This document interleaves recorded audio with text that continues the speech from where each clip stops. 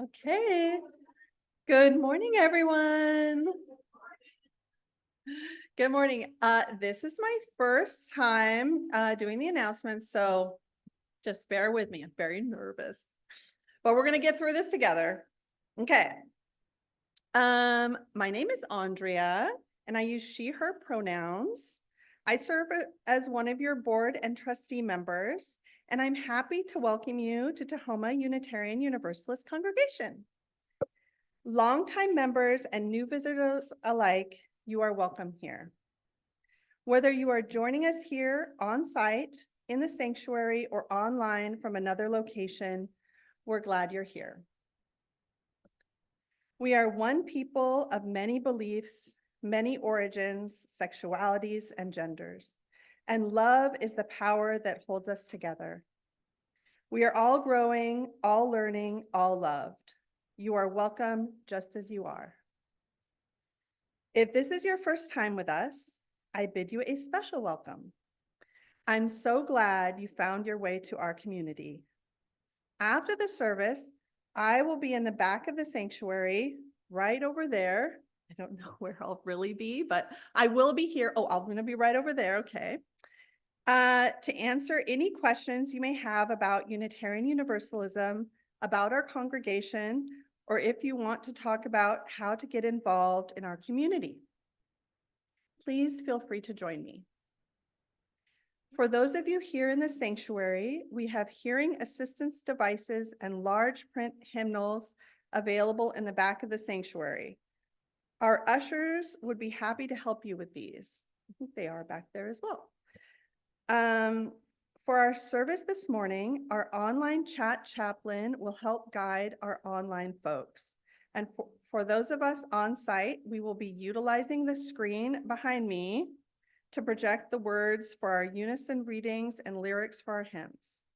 You can also follow along with the printed order of service. You can find information on our website, tahomauu.com. Please be sure to read the weekly e-news for important information about our congregation, upcoming events, and volunteer opportunities. If you aren't yet signed up for the e-news, you can do that today on our website so you don't miss a thing.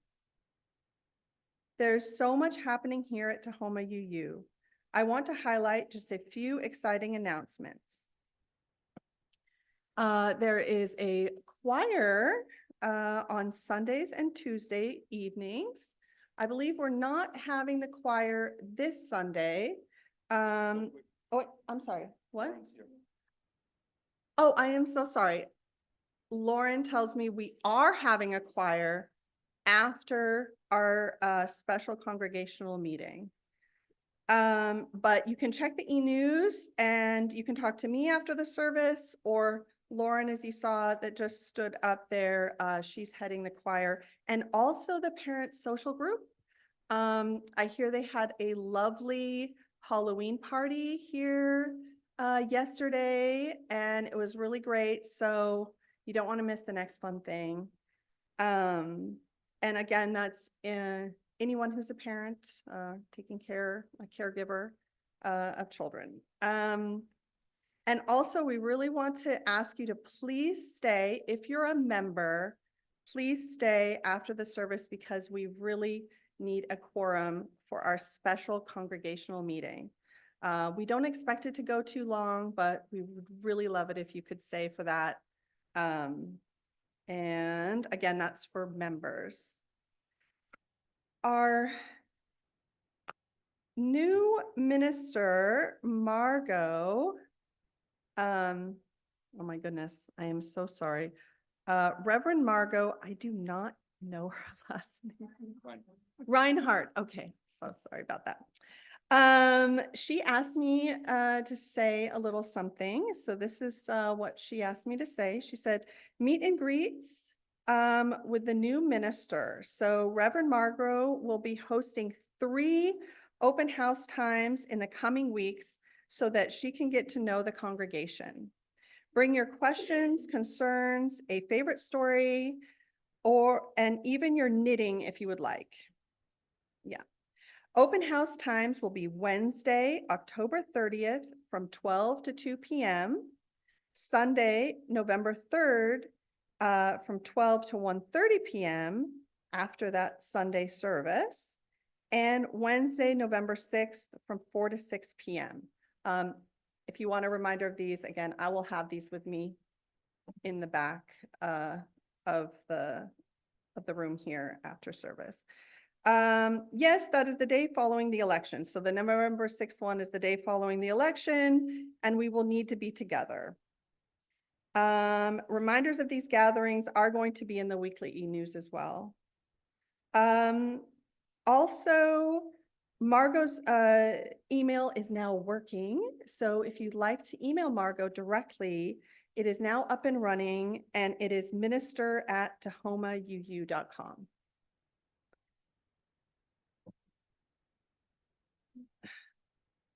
And now, we'll wrap it up. Again, you can check out the e-news for more information about these and many ways to become more involved and deeply connected with our spiritual community. You are also invited to join us for social hour immediately following the service right here in the sanctuary. There will be coffee and refreshments, and it's a great time to catch up or get to know someone new. For those of you who are visiting or who are new to our community, we have red coffee mugs for you to use if you would like to identify yourself and chat. Red mugs will be right next to the white ones over there.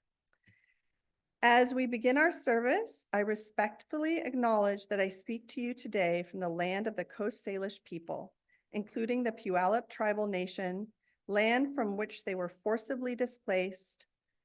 I affirm the continued sovereignty of the 574 federally recognized tribes, including the 29 here in Washington, and support those that still fight for federal recognition. I acknowledge the theft, violence, and trauma and racism that Indigenous people have experienced at the hands of colonizers from 1492 through the present day. I honor the resiliency of the Indigenous people and stand with them as they continue to fight for land, water, visibility, sovereignty, and their very existence. Lastly, friends, I invite you to set your electronic devices to worship mode.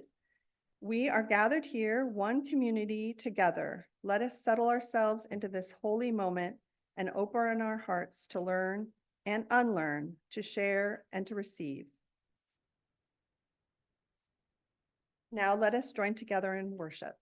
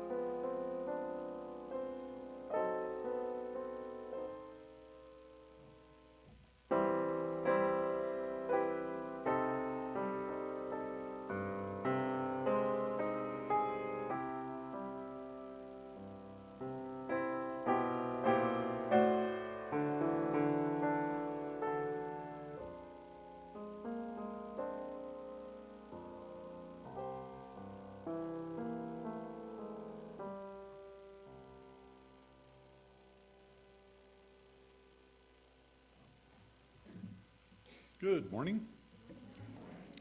I'm William Fleet. I go by we pronouns, and it's too complicated to tell you why. It was in part one of our sermon series. You can come and see me afterwards, and I can explain my whole we thing to you. I want to first off thank everyone in the support group. I'm not a big fan of technology, not a big fan of my cell phone, so I probably didn't respond as timely to some emails that I should have gotten. And so all the slides you see today, all the songs that you see put together, was all done by our support group last minute. I want to thank Bob and Rennie and Michael and Marianne and whoever else maybe helped pull this sermon together, because it was very little to do with me, and I do appreciate it. Opening words are tough. You want to leave something that are going to tell people, last and linger with them, something profound, something literate. I'm going with something simple. Our lives are a story that when we look at on play, make very little sense to us. But when we look back and rewind, make perfect sense to us. And that's sort of my theme for the day.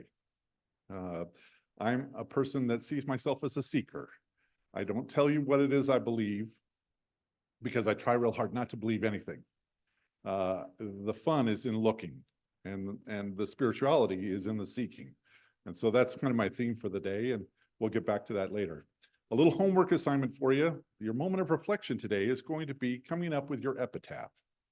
What do you have to say about yourself that others would say about you after you're gone? It's better if you come up with one, and you need some time to kind of think about it. So work on your epitaph. Want a quick shout out to all of our friends on Zoom. I have some relatives there. I want to thank Meaningful Conversations for making an attendance today. It's really cool to see community. Anyhow, this stuff chokes me up, and I appreciate your time.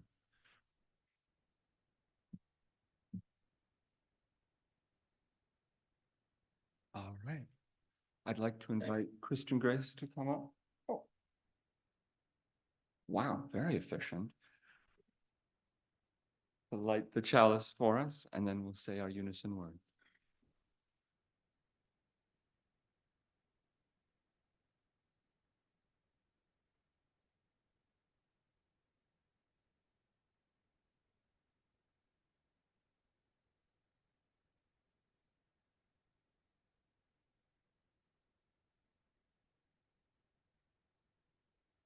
All right.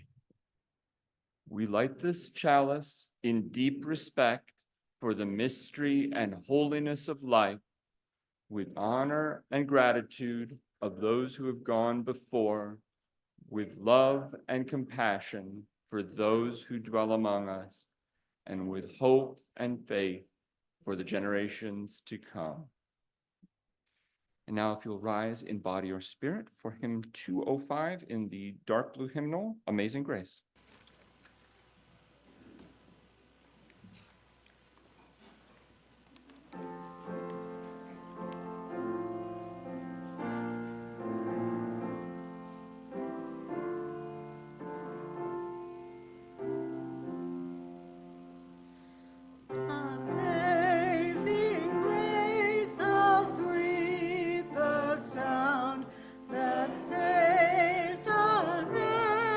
Like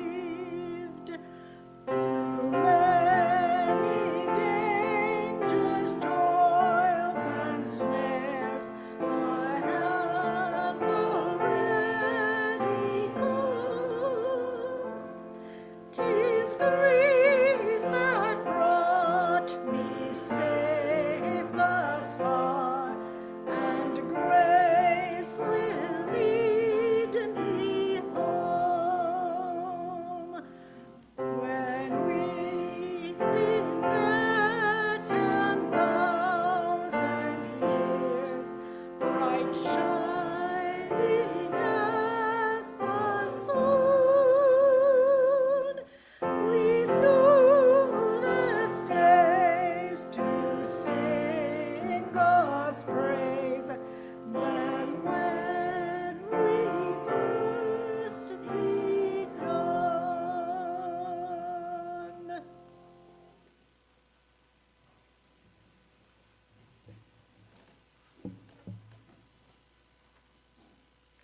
Now it's time for all ages. So if you're young or young at heart, feel free to come up front.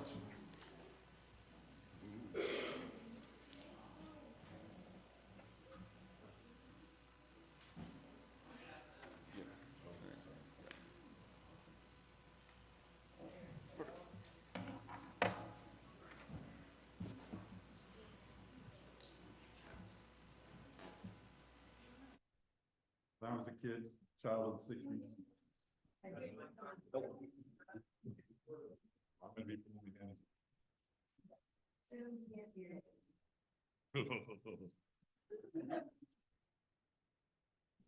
When I was a kid, child of the 60s, Shel Silverstein or Stein, it's indeterminate, was a favorite author, something my mom read to us. So this is the giving tree.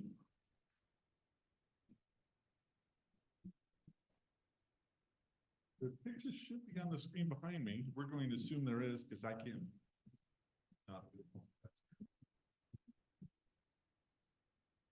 All right. Test, test. Well, they'll come along and I'll show you the pictures I've heard. Once there was a tree. A lot of trees in my talk today that have given me a lot. So the story means a lot. Thanks for listening.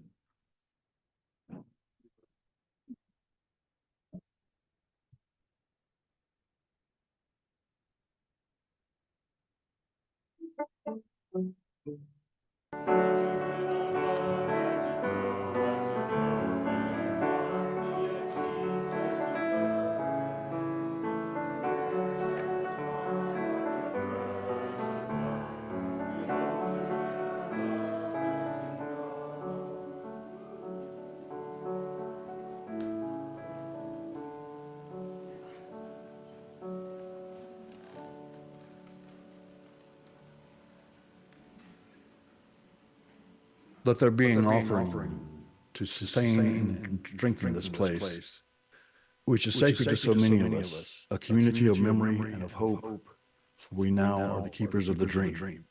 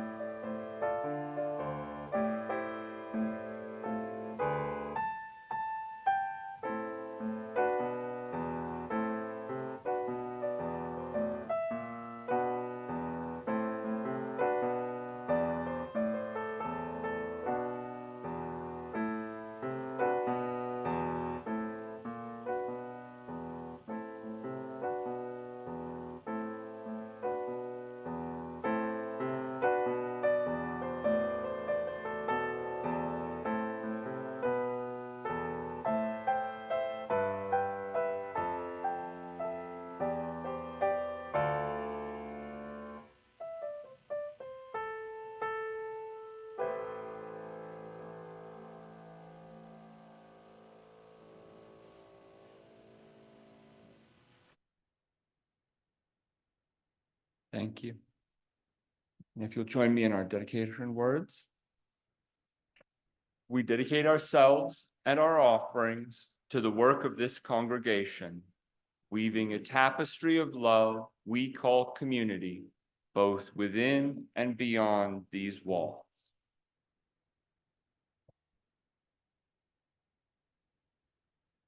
And now, if you will rise in body or spirit for hymn 21, For the Beauty of the Earth.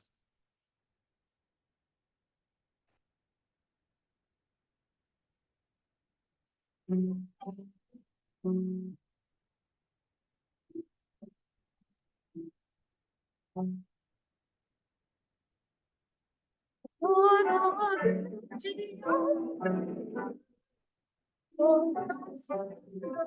the skies, for the love which from our birth over and around us lies. Source of all to thee we raise, this our hymn of grateful praise. For the joy of here and I, for the heart of mind's delight, for the mystic harmony, linking sense to sound and sight. Source of all to thee we raise, this our hymn of grateful praise. For the wonder of each hour of the day and of the night, hill and vale and tree and flower, sun and moon and stars of light, source of all to thee we raise, this our hymn of grateful praise. For the joy of human care, sister, brother, parent, child, for the kinship we all share, for all gentle thoughts and mild, source of all to thee we raise, this our hymn of grateful praise.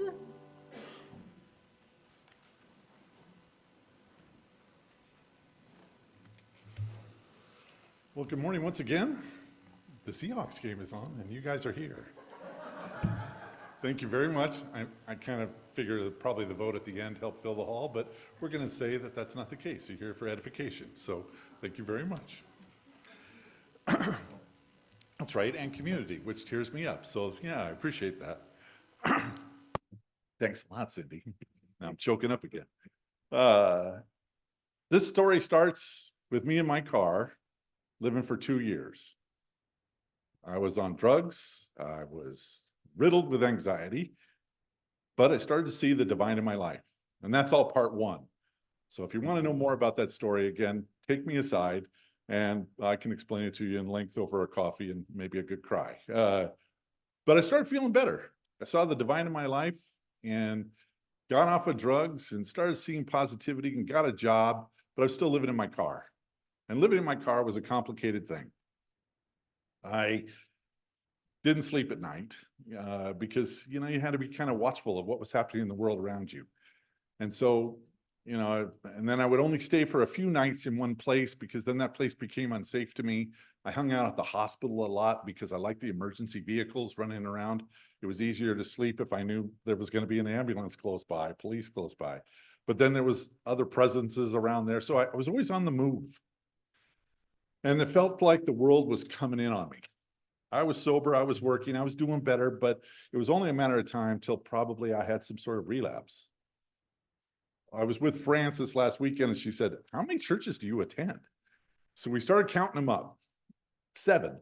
If you count my cemeteries that I go to, Frances and I came up with 7, and I still have time to work, which is amazing. But I go to church to give appreciation for the divine, right? The divine's in my life. Somebody is saving me. I can't figure out why. I don't remember asking. And still, I'm being given answers and I'm being given protection. And I am so thankful. So one day, the world is pressing in on me. And for some reason, I drive into what is my favorite church, the old Tacoma Cemetery.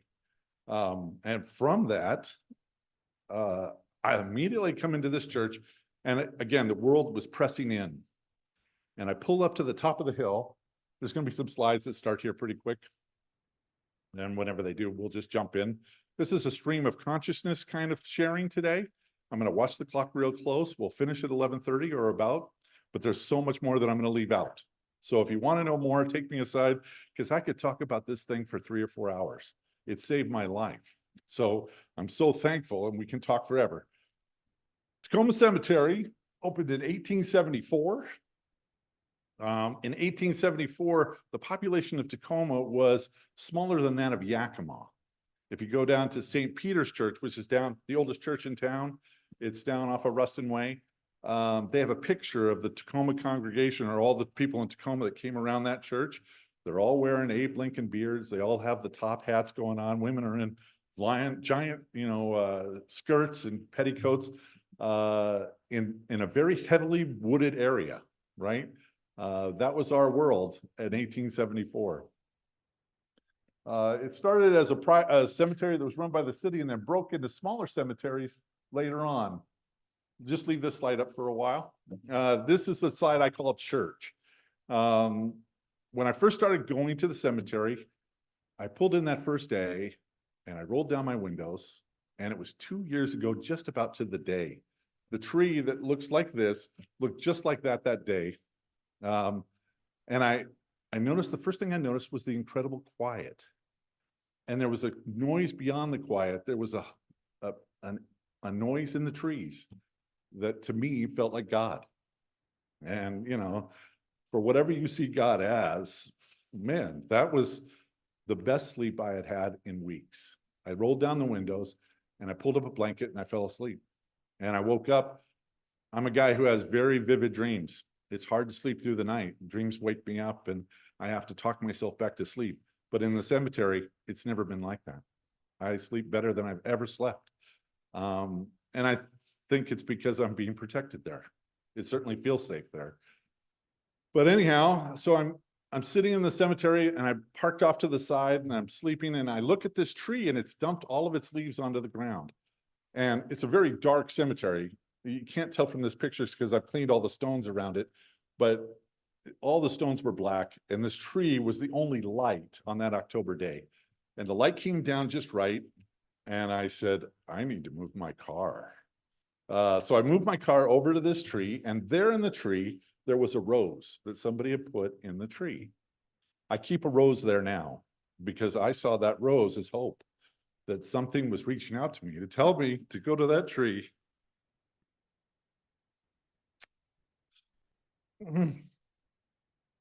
Sorry. But it's cool. I'm crying because it's cool. I'm crying because it's the best thing ever. I'm crying because, we were talking yesterday in meaningful conversations about suicide and how if I had hurt myself in the 2 years that I was in the car, I wouldn't have had this moment. I wouldn't have had that tree. And it means a lot to me.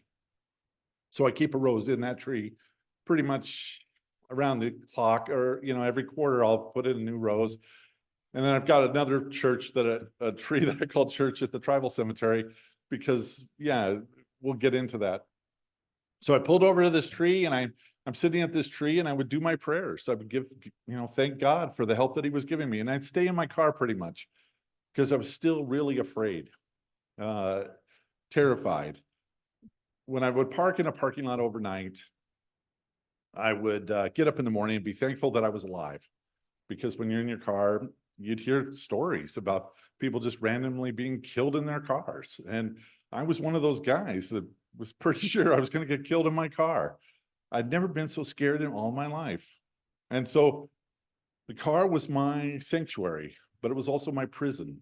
So I didn't see it as both, right? It was only after I started getting out of the car that I saw what a prison the car had become. But I said, well, I have to pay rent. When I would pay rent in a parking lot out at the park and ride, I would get out in the morning and I'd pick up all the trash around the park and ride because I was grateful to be alive and I had to pay rent. I had to give back. So I'm sitting there in this tree and I'm feeling great things from this tree. So I had to get out and start cleaning stones, because Ralph is the stone that you can see kind of in the foreground there, was black. And I said, oh no, I have to do something about this. So I didn't have any materials or anything, and I just had some water, and I went out to the B&I and bought some scrub brushes and came back and worked on Ralph for like 3 days. It took me a long time because I didn't have any skills and I didn't really know what I was doing. I bought some bleach, but then I found that bleach killed worms and I didn't want to keep using bleach. So slowly but surely, that plot of land that you see around church took me 4 months to clean. I'd do 2 or 3 stones, and then I would sit and contemplate the stones that I had just cleaned and talk to the people, because I needed therapy. And I found that I could talk to those people all day long, and they listened really nicely. The people say, well, in other places, if I was to talk to myself, people would look at me and raise an eyebrow. Look at that guy talking to himself. But at the cemetery, nobody ever says anything to me. I can talk all day to those people, and they're so patient. They listen to my stories. My thought is that in the afterlife, they can pay me back by telling me their story. That I'll sit at their dining room table. And most of these people from the 1870s, they baked, right? There's a lot of Scandinavians in there. And I want them to bake their favorite thing, right? And sit and tell me their story. And if they had children, that we get to sit and watch their children play. And that would be all the payback I would need. I would just be silent because I shared with them all my stories and all my anxiety. I would get to hear what their lives were like. At this point, I've cleaned close to 10,000 headstones, doing this every day. And I think, well, gee, I'm slowly filling the Tacoma Dome. And yeah, that's going to make for a really nice eternity for me, at least to my way of thinking. And that's all that matters. It took me 4 months to do this little plot of land, and then you can change to the next slide.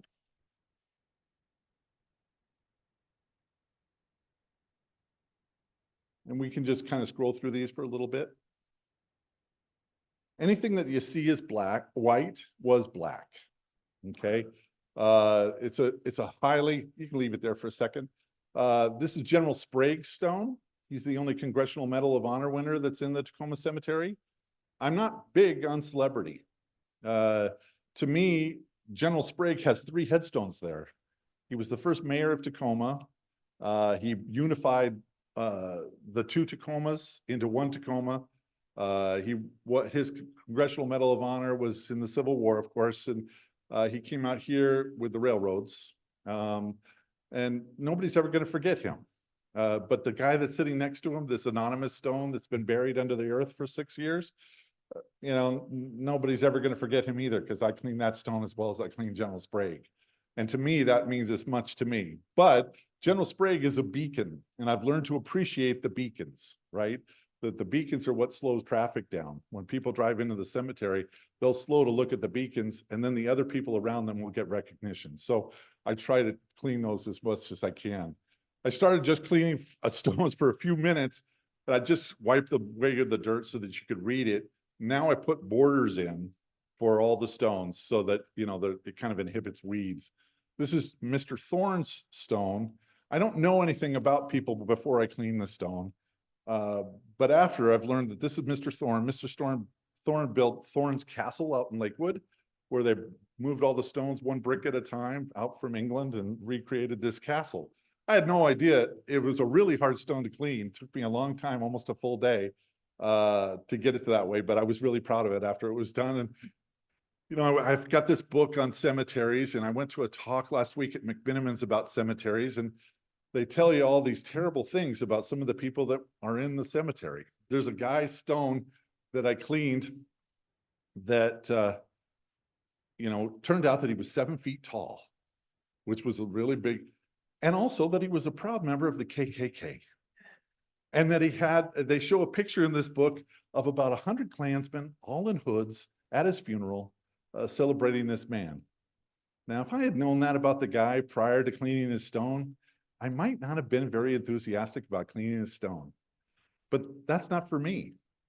I was telling somebody yesterday, there's an axe murderer in Tacoma Cemetery. There's serial killers. The murder rate in Tacoma in 1874 was 4 times what it is today. So there's a lot of terrible people that are buried in that cemetery. But if you'd given me an axe at the right time of my life, I might have been an axe murderer. I mean, it's hard to say, and it's not for me to judge. And I don't want to know that backstory on a lot of these people. It's never been important to me, and really, there's some people of notoriety that have been forgotten. The Blackwells, I still haven't found their stones, and the Blackwells are in that cemetery somewhere, and it's my job to find those stones someday and clean them. But I also want to take them in order. At least that's part of my obsessive compulsive. The cleaning the cemetery fulfills a lot of things for me. I am obsessive compulsive, so every day I wake up at 6 o'clock in the morning. I'm out the door by 8. I'm in the cemetery no later than 8:30. I clean till 11, 11:30, then I go to work, and I go to work till about 7 o'clock at night, and then I do the whole thing over the next day. And then Saturdays are my long day, where I go in around 10 o'clock in the morning, and I'll work till about 5. Sundays, if I can get in after church, I'll go after church, but also Sunday is sort of my day at rest, and I want to give them a break as well. They don't really need me on those days. But it's very, very satisfying to take a stone that was black and wash that water over the top of it and have it sheet off and have it all be white now. Ooh, man, that's a good feeling. I don't know how many of you have done drugs, but there's a euphoria from drugs that I used to get. That euphoria I get from cleaning headstones, and it hasn't diminished in the course of 2 years. I've done this every day, schedule permitting, for 2 years, and I never miss a day, and I don't want to miss a day. I look forward to the next time I get to go. Yesterday, I came here and pressure washed for a few hours, and dang it, it's taking me away from my cemetery time. It's hard work. A lot of the stones that you see here, this is the white side, and I call it day and night because this is the stuff I'm working on now. But you can see the stones in the back are all black. And when you go into the Old Tacoma Cemetery, if you look on the left-hand side of the road, everything is white down for a quarter mile. And if you look at the right side of the road, everything is black. And it means a lot to me. At the end of the day, I sit and I face north, and everything in the north is cleaned. And so as far as the eye can see, and I take my glasses off so my eyes don't see as well. Yeah, that means a lot. I will welcome people to the north at the end of the day because it feels like I'm bringing them back. It's important to me that I say the words out loud that are on their stone because I don't think that's been said in a long, long time. The kids mean a lot to me. In 1870, you just leave that one there for a while. In 1870, the mortality rate for children was really high. If you had 5 children, you probably lost 3 to different diseases. If you were tribal, from 1850 to 1870, the mortality rate was 90%. Okay. In Old Tacoma, I found 4 or 5, anonymous stones where it's been washed away and you can't tell who it is anymore. It's a stone, and it really troubled me. I mean, I would sit there and meditate on that for the longest time. And the tribal cemetery changed that for me because so many were lost. They don't have names on probably 50% of the stones that are there because that person, they died so quickly. The person that was good at burying people probably died. And so, you have people that were just being put into the ground and represented as best they could. It's sad, but it's also something that I've learned is going to be true for all of us. Eventually, we'll all be anonymous. We'll all be forgotten. No matter what our mark is in life, you might remember your grandparents, but it's unlikely that all of us remember our great-grandparents' names, and certainly not our great-great-grandparents. And if you remember their names, do you remember their favorite foods? Do you remember their hobbies? Do you remember the nice things about them or the bad things about them? Probably not. It's not something we carry with us. We're forgetting to remember. When I was a kid, cell phones didn't exist, and you had to memorize stuff. If you wanted to call your friend, you had to memorize their phone number. Now nobody even knows their own phone number many times. I'll say to somebody, do you know their phone? And they'll have to look up their own phone number because they don't know their phone number. But it used to be, I had 30 or 40 phone numbers that were memorized. Now we depend on Google to tell us an awful lot. What we don't remember, we plan that Google does know. That's a dangerous thing because we're forgetting our history. And our history is there in those stones. And I feel like I get to bring some of that back. So I thank them, and really, to me, it is my most selfish act is cleaning those stones, because they do so much for me. That euphoria, gosh, I'm sitting there giggling like an idiot. Because yeah, you clean a stone that looks just terrible and you bring it back to that white, man, it's like, yeah, it's an incredible pleasure. And it's my honor to do it. And I can't figure out why more people don't, because so far it's a very solitary type of meditation that I do. George is here today for a meaningful conversation, and George has been instrumental in getting me to post things on Facebook. I see Facebook as the devil. It's hard for me to embrace social media, but George has really been a change in my life that way, because no, you have to get this word out there. You can help others through it, and he's been right. He's been absolutely right. When my parents passed, the first few years my parents passed, and then I had a divorce. I was married for 29 years and I had a divorce. It seemed like I lost all of my family, and holidays came really hard. And so this year I started doing things differently. When Mother's Day came around, I took my mom to the Monet exhibit that they had downtown Tacoma. And then we went to lunch that my mom would have liked. And I thought of my mom all day. Instead of trying to push my mom out of my mind, I spent the day with my mother, even though she had been gone for some time. My son and I don't speak, but on his birthday, we went and played pinball, because that was something that he and I used to do. And then we watched John Wick movies all afternoon and ate a big torta. And you know what? It was good. I really remembered all the good stuff. Well, my dad was really big in the Native culture. And so when it came time for Father's Day, I said, what would you like to do, Dad? And it came to me in bath, as all good ideas do. I take a bath every day, and that's when I do my prayer. It's a daily baptism, right? It's a renewal for me. And so I sit in a bath every day, and I thank God for the opportunity to take a bath every day and just kind of give my thanks. Well, I'm thinking about this, and it came to me in bath. Oh, Dad, we're going to go clean the tribal cemetery, because that would have pleased him immensely. But made me really nervous, because this vibe that I got from Old Tacoma Cemetery, I had tried like at Mountain View, but Mountain View doesn't have any of the upright monuments. They just have all the flat stones. I didn't get the same vibe from Mountain View. But I went to the tribal cemetery, and to please my father even more, he turned out to be right. The tribal cemetery gave me the same feeling that the Old Tacoma Cemetery did. And I really enjoyed it out there. And so every day I got to tell my father, you were right, Dad, which pleases a dad so much, I'm sure. I hope so. When his birthday comes around in January, I'm going to go play golf. He never broke 100 the entire time that I knew him. And I'm pretty sure this time he's going to watch me do just terribly at golf, because I haven't played in 6 years. So it'll be another wonderful birthday for my father, I'm sure, watching me shoot 130 or something. But the tribal cemetery, this is a picture of the tribal cemetery. This is my first mass grave. And you'd think, oh my goodness, they died so quickly in this area that it was a tribe that came down from Alaska, and they used to be an old hospital that overlooked the cemetery. And the people would watch out the window as bodies were put into this ground, and they buried, it was the middle of winter, and they just couldn't dig holes fast enough. So there's 6 to 8 people that are in every stone there. There's about 100 people that are buried under that tree. It's 250 years old. So that tree gets roses too.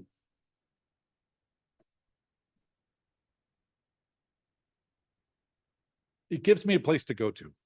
On the cold days when I can't work, I can go to that cemetery and sit at church. And it's very gratifying. All those stones there just say grave. And those are all children that they discovered. There's 36 of them all there, and they don't have names. They were very, very black when I found them, and now they stick out. And to me, yeah, there's just something about that ugh. And it's a cemetery that I finished. The tribal cemetery I finished about a month ago. And I never thought I would ever finish a cemetery, but I've done every old stone in that cemetery and it looks incredible. So if you ever get a chance to go to the tribal cemetery, go, because it's way different than Old Tacoma.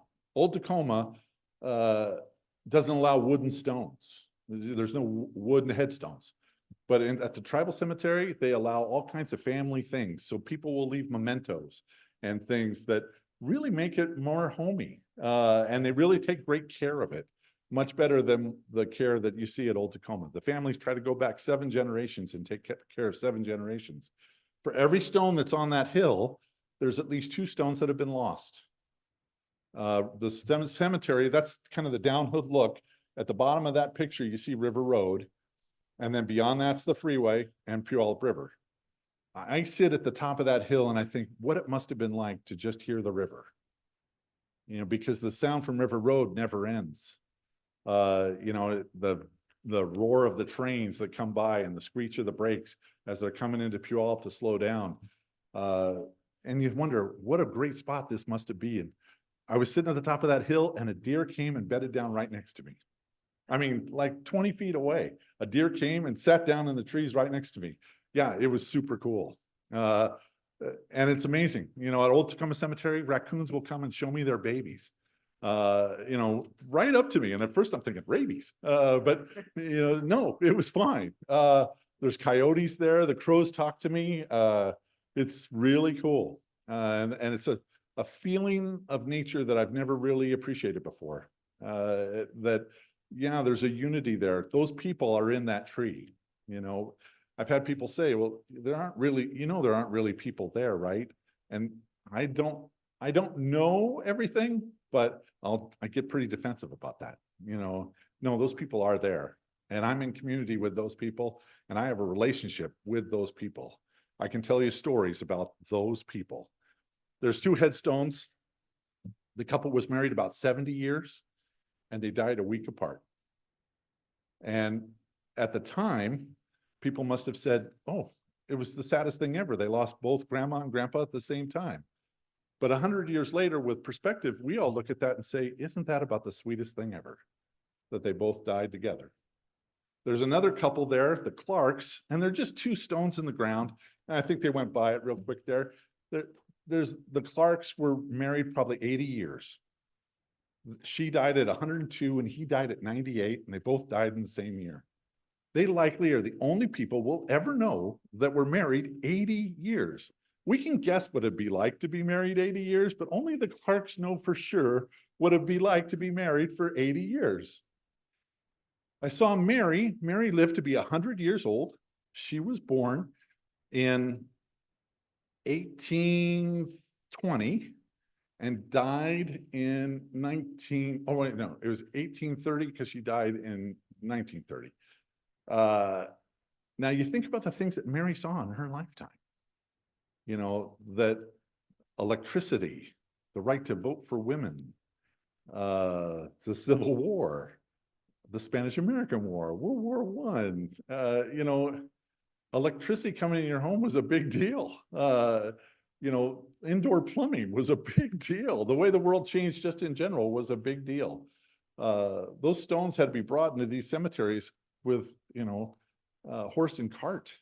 And it's amazing to think of what that actually took. Chief Leschi, I've done mayors. I've done governors. I've done, all kinds of high priests. But in Puyallup Cemetery, it's the first time I've gotten to do chiefs. And I've done probably 20 chief stones. Chief Leschi isn't actually buried there. I'm not sure where he's actually buried. His other family is there. That's a Seattle stone from the Seattle family. Those are the people that met the Denny's when they came to shore in 1850. The saddest person I think I probably have met is the oldest person that I've cleaned. Charlie Tacoma. Charlie Tacoma lived to be 111 years old. He was born in 1820 or 1810 and died in 1921. So he saw all of his children die. He saw his grandchildren die. He saw his great-grandchildren die. And he was a chief. He saw his way of life die. He grew up in a long house on the Puyallup River, and then he saw his tribe all put on a reservation, and alcohol was introduced, and I mean, just what he must have seen lost, like I just can't understand. When I think about ending my life after Charlie Tacoma lives to be 111, oh no. If Charlie can live to be 111, I can live another 20 years. I mean, it's easy to do. Again, I could go on and on because there's thousands of people that have told their stories to me. And yeah, it's time. But in closing, take a moment to think about what you would want your epitaph to be. There's some amazing epitaphs out there. And there's some that don't mean what I think the person wanted them to mean, 100 years later. None of us really think about that, but you should, because it's a history that a person like me and somebody in your family might really be grateful for 50 or 60 years after you're gone. And that time is coming for all of us. It's not something we want to look at too closely, but it's something that when I'm out there, I don't think about death anymore. Not like that. It's an inevitability, but it's something that I'm ready for. And if you're having problems with that adjustment, and a lot of people do, a lot of people have issues with anxiety like I do. There's days where I've gone out there with a clenched jaw. It's a physical manifestation that I'm having stress. Sometimes that I don't even notice that I'm having, right? And suddenly my jaw will be really tight. And after working for an hour out there, it's gone. I don't require medication, and I'm not looking for a therapist. It's something that just kind of resolves itself. So anyhow, I'm out there every day. If you'd like to come out on Saturdays, it's a longer day, but I'm welcome anybody coming out to visit, and we can certainly go into more depth.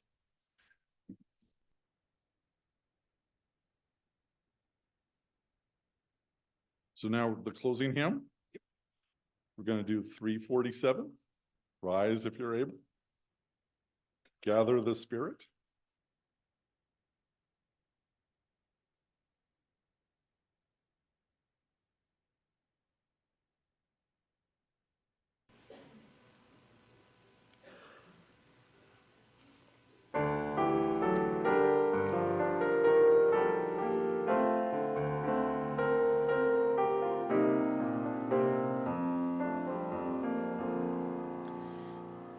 Gather the Spirit.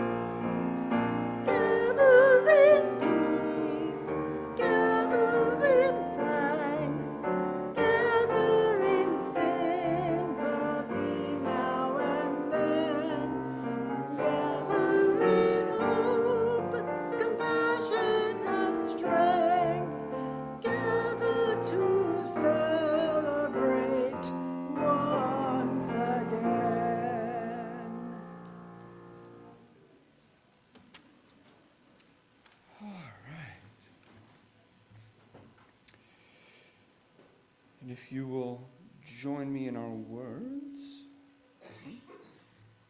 then I'll invite you to. Yeah.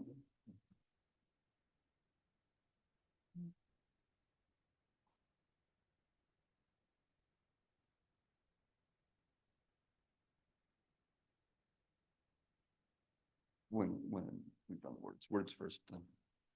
All right. We extinguish this flame, but not the light of truth, the warmth of community, or the fire of commitment. These we carry in our hearts until we are together again.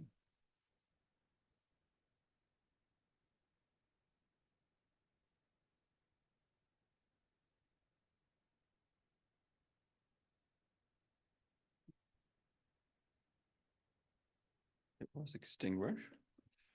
All right, and if you will rise in body or spirit for our closing blessing song,